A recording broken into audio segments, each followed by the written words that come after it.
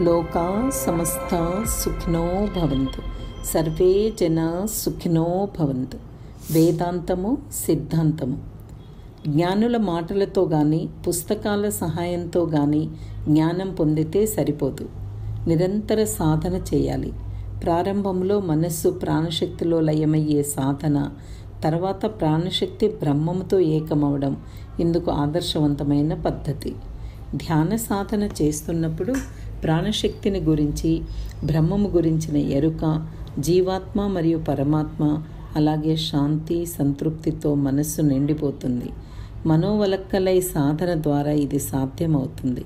బ్రహ్మము నుండి వెలువడిన శక్తి కణాల సముదాయంతో ఏర్పడిన పంచభూతాలతోనే సమస్త వస్తువులు ఏర్పడతాయి.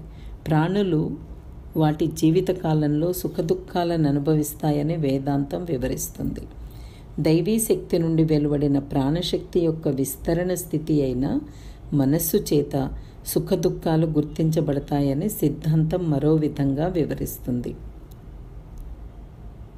ప్రతి ప్రాణిలో దైవీ శక్తి పరమాత్మగా వ్యవహరిస్తుంది.